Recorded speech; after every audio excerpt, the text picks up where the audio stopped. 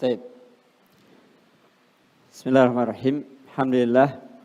Assalatu wassalamu ala Rasulillah wa ala alihi wa ashabihi wa man tabi'ahum bi ihsan ila yaumiddin. Asyhadu an la ilaha illallah wahdahu la syarikalah wa asyhadu anna nabiyyana Muhammadan sallallahu alaihi wa ala alihi wasallam.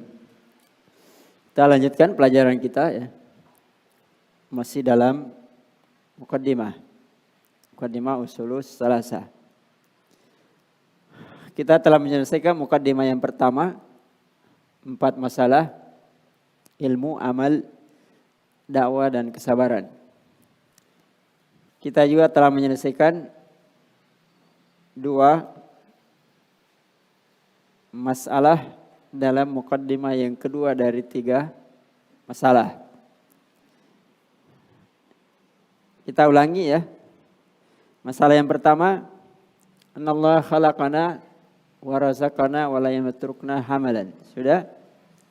Dengan dalilnya. Kemudian yang terakhir, apa yang kedua?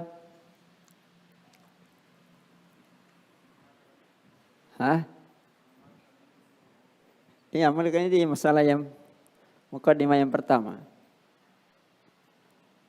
Annallaha la yarda ayyushraka ma'ahu ahadun min khalqihi fi ibadatihi. Ya, Allah tidak pernah ridha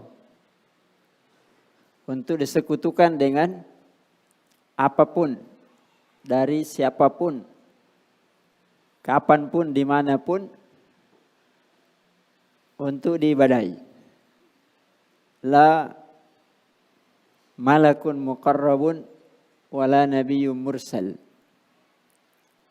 Disebutkan oleh Syekh rahimahullah, contoh yang paling mudah, tidak dengan malaikat. Malaikat makhluk yang paling dekat dengan Allah, penduduk langit. Makhluk yang tidak pernah maksiat, selalu taat. Tapi karena dia makhluk, tidak boleh dijadikan sekutu bagi Allah. Kapanpun, dimanapun, dan dalam kondisi apapun. Kemudian mewakili penduduk bumi, para nabi. Wala nabiyyun mursal. Penduduk bumi yang paling baik, siapa? Ya, para nabi. Jadi walaupun dia nabi, dia juga makhluk. Tidak pernah jadi sekutu bagi Allah kapanpun. Dari awal sampai akhir. Dimanapun. Nah. Wala nabiyyun mursal. Walaupun nabi itu manusia biasa juga, tapi dia mursal, diberi utusan. Maka dia harus ditaati. Tidak boleh didustakan. Karena dia adalah utusan Allah. Hanya ditaati, tidak boleh disembah, tidak boleh diibadahi. Jadi ditaati untuk ibadah kemana? Kepada Allah, bukan kepada Nabi. Ya. Jadi ketaatan kita kepada Nabi dalam rangka ketaatan kepada Allah. Ketaatan kepada makhluk selain Nabi lebih-lebih. Kepada orang tua, kepada pimpinan, kepada teman atau siapapun dalam rangka ketaatan kepada Allah. Tinggal dalilnya. Wa dalilu qauluhu ta'ala. Ini kita jelaskan ya. Supaya jelas. Wa annal masajida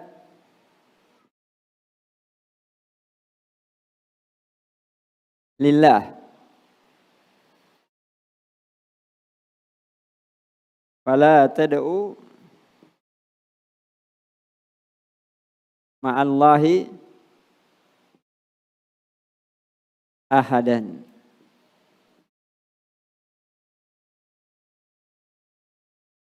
Ini dalilnya. Kata para ulama, ayat ini Ayat ini adalah aslun min usulit tauhid. Asas, dasar, pondasi untuk bertauhid. Ini harus dihafal dan dipahami dengan baik. Jadi kalau ingat tauhid, ingat ayat ini. Dimanapun, kapanpun. Karena ini menjadi pondasi untuk bertauhid. Walaupun banyak ayat yang lain. Tapi sering dijadikan dalil oleh para ulama untuk menjadikan pembahasan asas tauhid. Kita lihat. Wa annal masajida. Kita ambil 3 poin saja ya. Kedua ini. Kemudian yang ketiga ini. Wa annal masajida. Adapun masjid-masjid. Masjid di sini mempunyai beberapa makna. Yang pertama,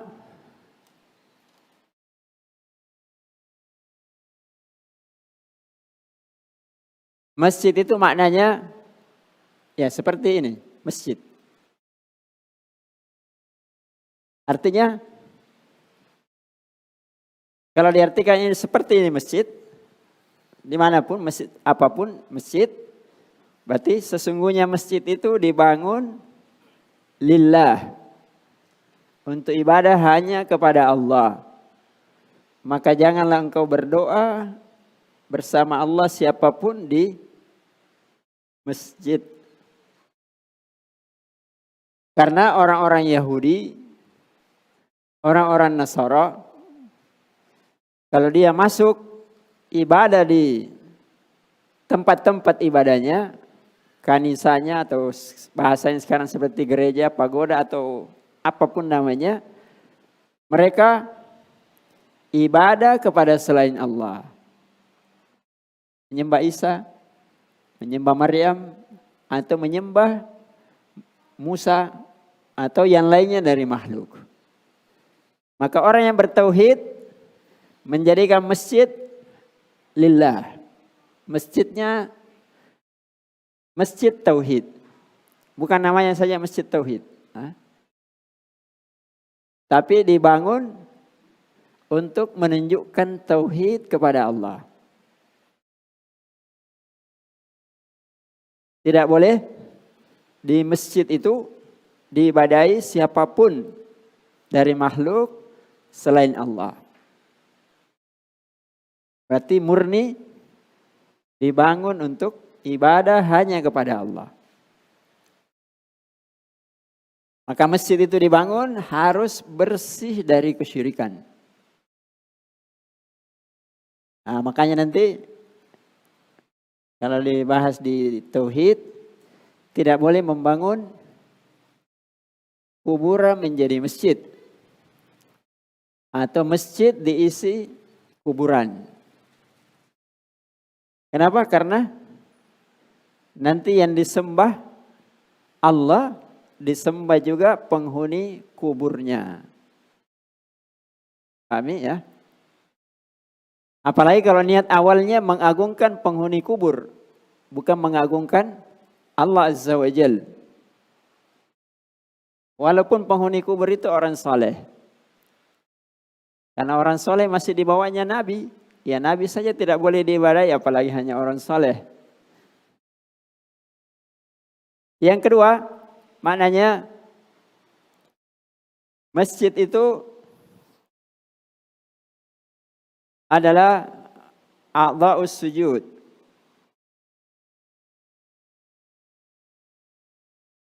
Bagian badan untuk bersujud. Wa annal masajida lillah.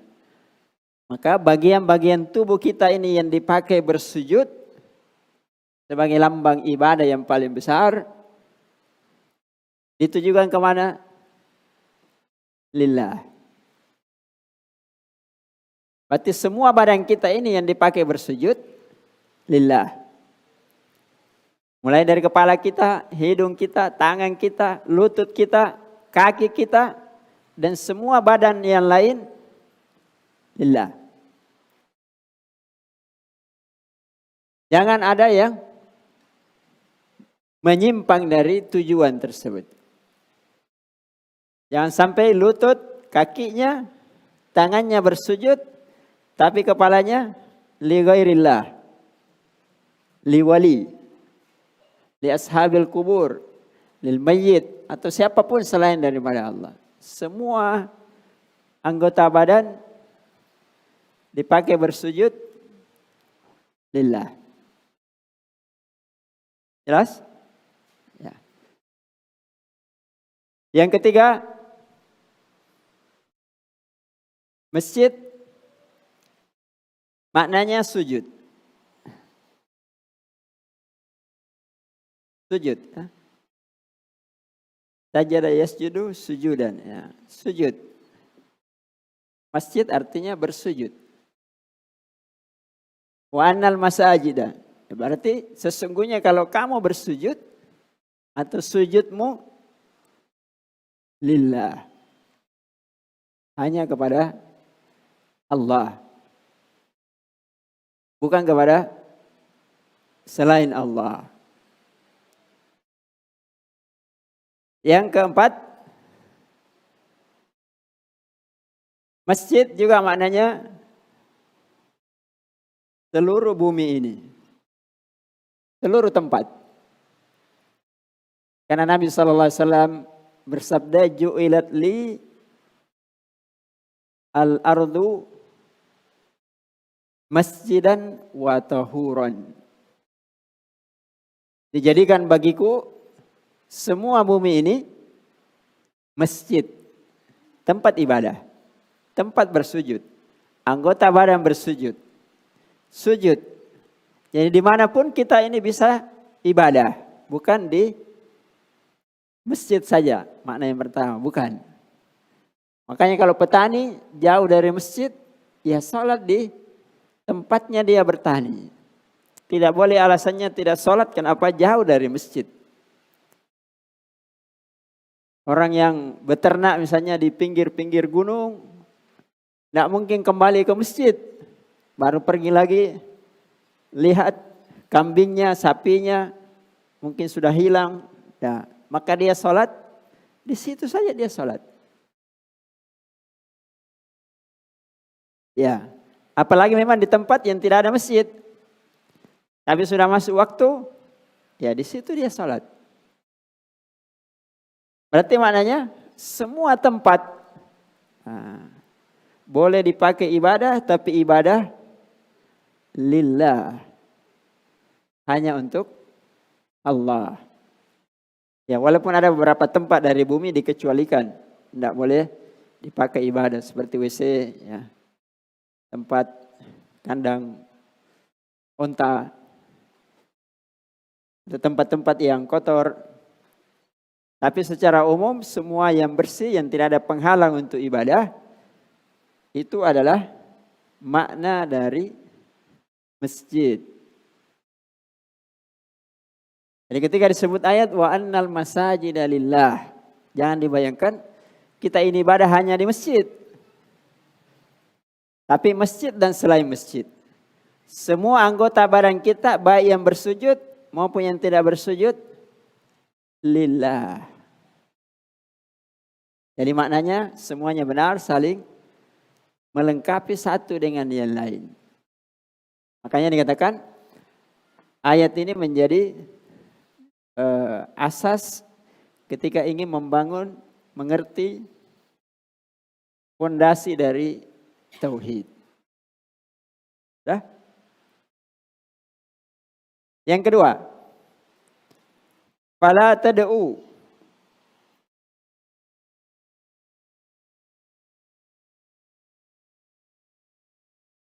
doa. Fala tad'u ma'allahi ahada.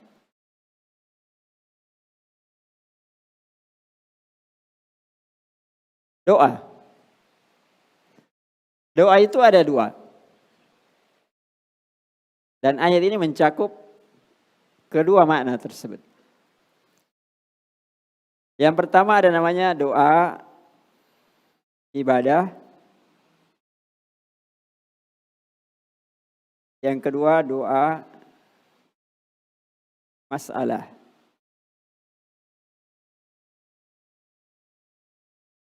Jadi ketika membaca ayat di dalam Al-Quran, doa itu umumnya selalu mengandung makna dua.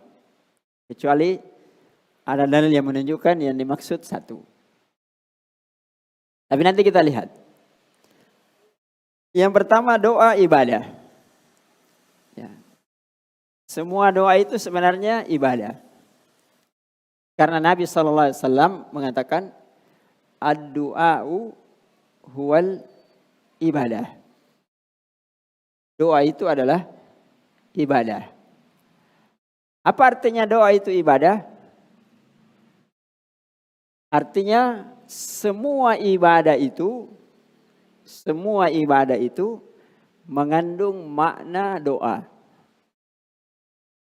Kita sholat, kita sekarang belajar, kita berzikir, mengaji, membaca Al-Quran, bersedekah, atau apa ibadah yang lain, itu semuanya ibadah yang mengandung doa. Kenapa dikatakan ibadah yang mengandung doa? Karena ketika kita sholat, berharap tidak? Berharap? Ya berharap sholatnya diterima, berharap dosanya diampuni, berharap masuk surga, ya, berharap harapan-harapan yang lain yang diizinkan oleh syariat. Berarti harapan-harapan itu doa atau tidak? Ya doa.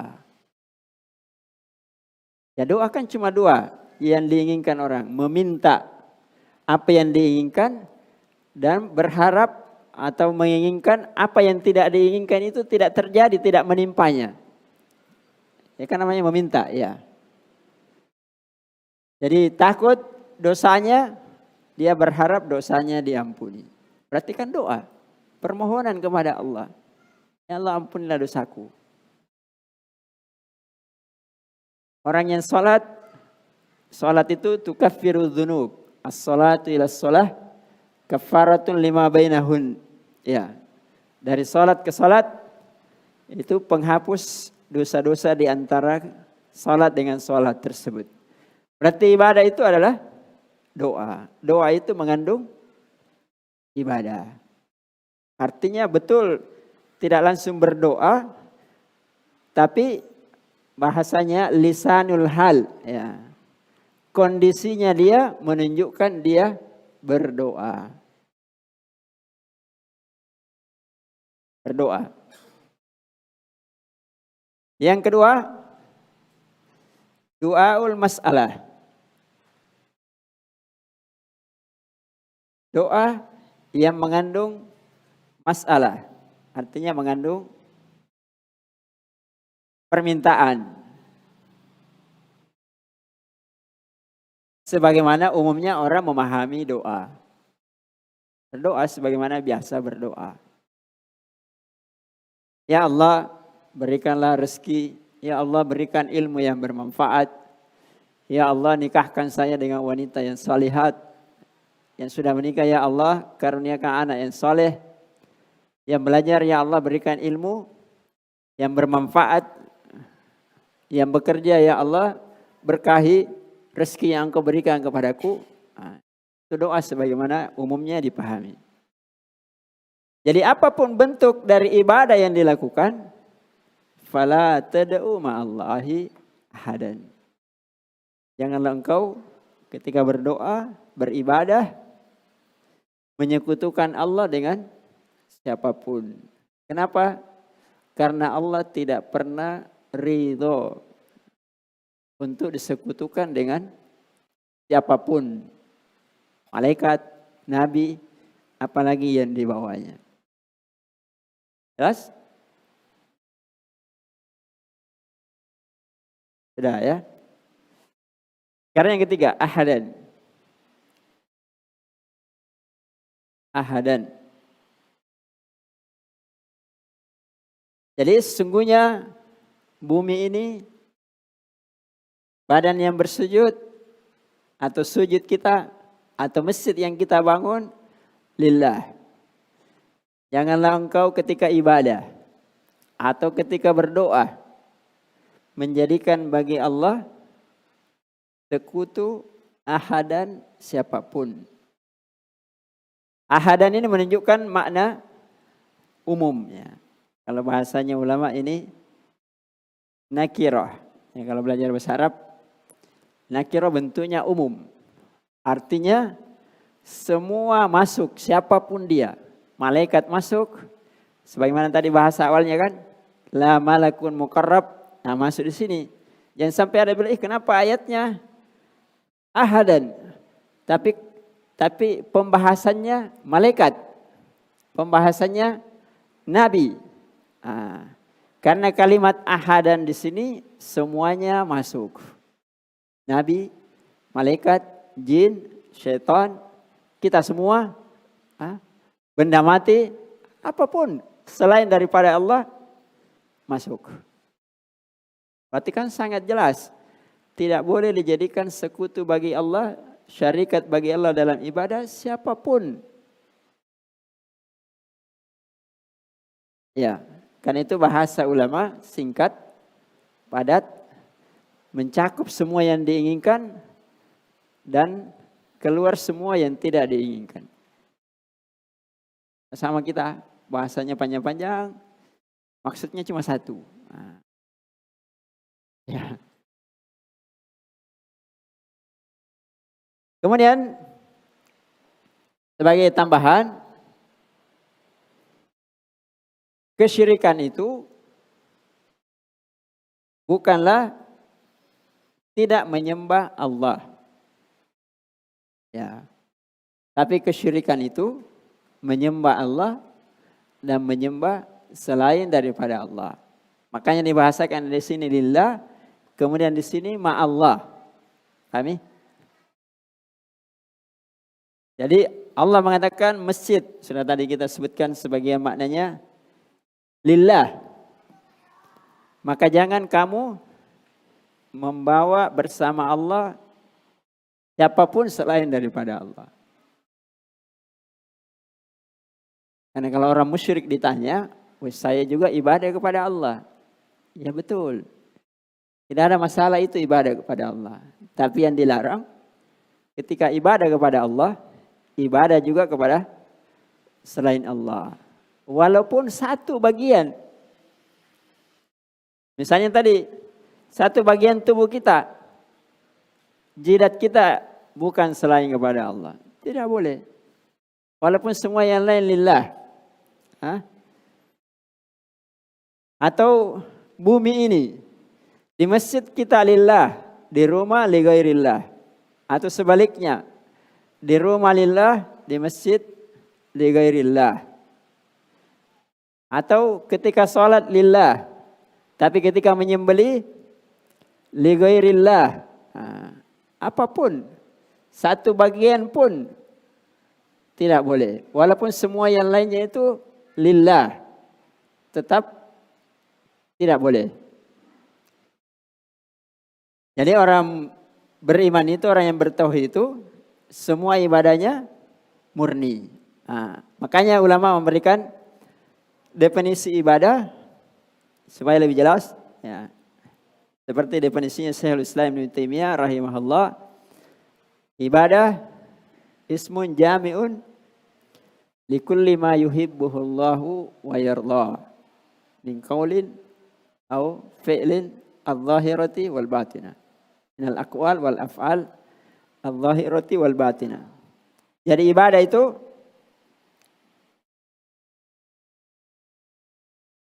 karena ini banyak orang salah paham atau kurang paham atau bercampur pemahamannya benar, sebagainya keliru. Apa itu ibadah? Ibadah adalah nama yang mencakup Apa saja yang dicintai oleh Allah. Apa yang dicintai oleh Allah? Hub. Cinta ya. Nanti akan kita perjelas pada poin yang ketiga. Wa yardah. Ridha. Semua yang Allah syariatkan itu pasti dicintai dan diridhoi oleh Allah. Ya. Berarti apa yang Allah syariatkan ini itu pasti Allah ridhoi. Kemudian yang ketiga ucapan. Kemudian perbuatan. Yang zahir maupun yang batin. Jadi semua ucapan kita kalau diridhoi itu ibadah. Kalau dicintai itu ibadah. Semua perbuatan kalau dicintai, diridhoi itu ibadah. Baik ucapan yang langsung diucapkan maupun di dalam hati. Baik perbuatan yang dinampakkan di anggota tubuh maupun perbuatan yang amalan batin. Karena nanti membahas tauhid itu banyak amalan batin ya. Kadang orang zahirnya bertauhid tapi batinnya kesyirikan. Nah, itu lebih berbahaya. Atau batinnya bertauhid tapi perbuatannya yang nampak kesyirikan. Itu semuanya tidak boleh. Harus sama lahir dan batin. Ucapan dan perbuatan. Sudah? Ya. Kemudian kita masuk yang ketiga. Saya terlalu panjang lebar ya. Apa yang ketiga? Konsekuensi dari yang pertama dan yang kedua. As-salisatu man ata'ar rasul wa wahhadallah la yajuzu lahu muwalatu man hadallaha wa rasulahu walau kana aqraba qaribin. Jadi orang yang taat kepada Rasulullah kan sudah dibahas yang pertama. Rasul menjadi perantara ya, wasilah untuk ibadah kepada Allah. Siapa yang taat kepada Rasul kemudian mentauhidkan Allah, ini yang kedua. Wa wahhadallah wa annal masajida lillah fala tad'u ma'allahi ahadan. Siapa yang mentauhidkan Allah, taat kepada Rasul, apa konsekuensinya? Tidak boleh, ini harga mati. Nah, sebagaimana yang pertama harga mati, yang kedua harga mati, ini keharusannya juga harga mati. Walaupun nanti ada perinciannya. Tapi dipahami ini harga mati. Tidak boleh berwala kepada siapa yang menentang Allah dan Rasulnya. Karena itu mengumpulkan dua hal yang bertentangan. Ya, mengumpulkan dua hal yang bertentangan. Artinya kalau orang itu bertauhid kepada Allah,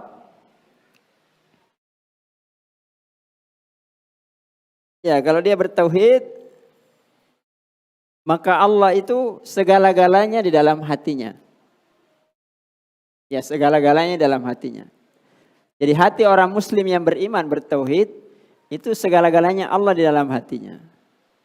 Yang paling dicintai adalah Allah. Yang paling diagungkan adalah Allah. Yang paling disembah atau kalimat apapun yang berhubungan dengan ibadah, Allah. Maka konsekuensinya orang yang bertauhid, kalau dia cinta kepada Allah, maka dia harus mencintai apa saja yang dicintai oleh Allah. Apa saja yang dicintai Allah, dia juga harus cinta. Apa saja yang dicintai Allah? Apa yang dicintai Allah? Ya banyak. Allah mencintai segala kebaikan. Maka kita harus mencintai kebaikan. Kemudian mencintai orang yang dicintai oleh Allah. Itu konsekuensinya kita beriman kepada Allah, mencintai Allah.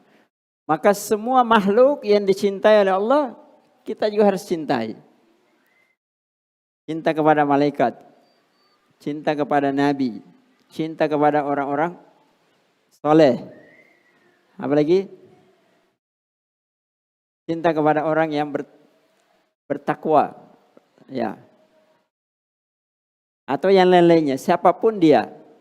Kita dapati atau kita tidak dapati, kita bertemu atau tidak, dia kenal atau tidak, kalau dicintai oleh Allah, maka kita harus mencintainya. Dan itu tauhid tidak mengenal waktu. Dari dahulu Nabi Adam, karena dicintai oleh Allah, kita harus mencintainya. Dan tidak dibatasi oleh sekat-sekat daerah atau tempat. Dia universal ya bahasanya orang sekarang. Universal. Alamin, alamiah. Melewati batas-batas yang kadang membatasi manusia. Jadi orang yang dicintai Allah di Arab, di Cina, dimanapun dia berada, kita juga harus mencintainya. Karena itu konsekuensi dari keimanan. Apalagi apa saya dicintai Allah? Kemudian orangnya. Kemudian apa kira-kira yang ketiga?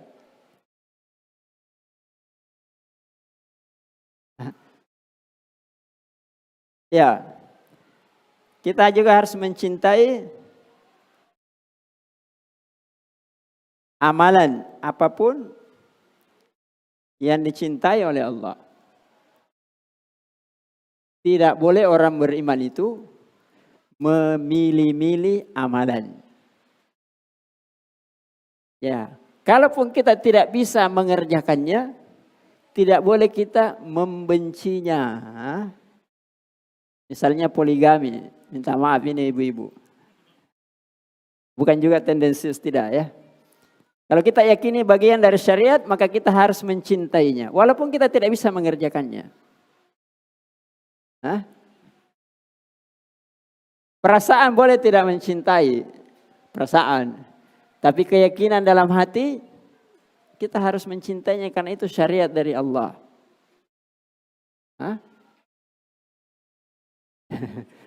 Tapi bukan masalah poligami saja ya. Semua apa yang dicintai oleh Allah dari amalan. Kadang ada sunnah kita tidak bisa mengerjakannya. Tapi kita harus mencintai.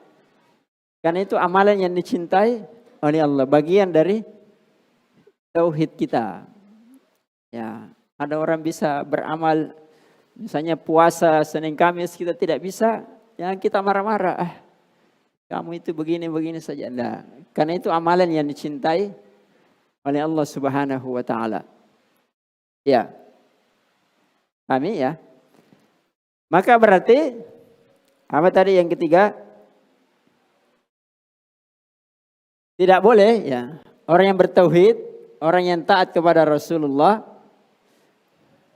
berwala, saling mencintai kepada orang yang memusuhi Allah dan Rasulnya. Ya.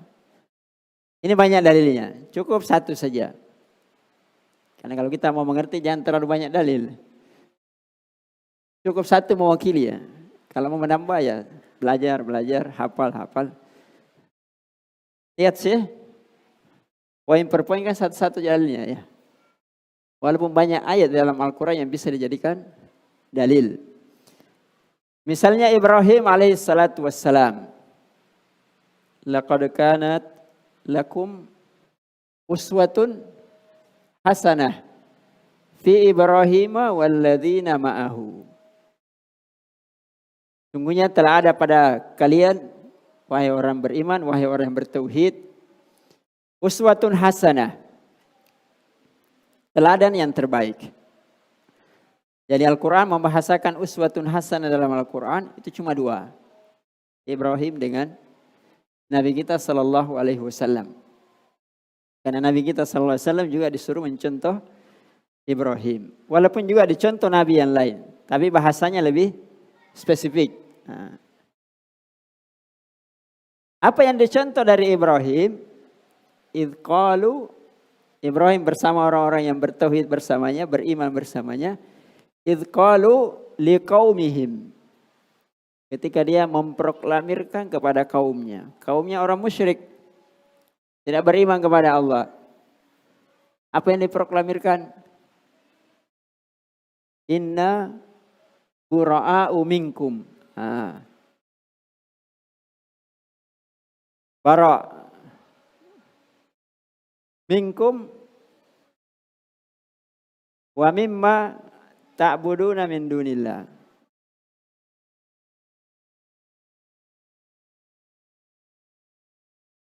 Ya.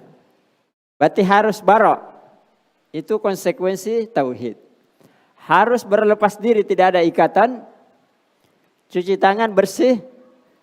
Tidak ada campur baur. Kepada siapa? Dari kalian orang musyrik. Bukan berarti tidak boleh bermuamalah ya. Tapi maknanya tidak boleh bercampur baur ketika ibadah. Harus bersih. Ini yang paling sulit sekarang. Dan paling jarang didengung-dengungkan sekarang. Karena orang malah ingin sebaliknya. Semakin mendekat kepada orang musyrik, kepada orang kafir, kepada orang Yahudi, orang Nasara. Mendekat. Tidak boleh ada perbedaan yang jelas. Boleh ada perbedaan, tapi perbedaannya jangan diperjelas. Dibuat samar. Sama-sama merayakan, sama-sama saling mengucapkan. Ini kan sudah dekat Natal, tahun baru.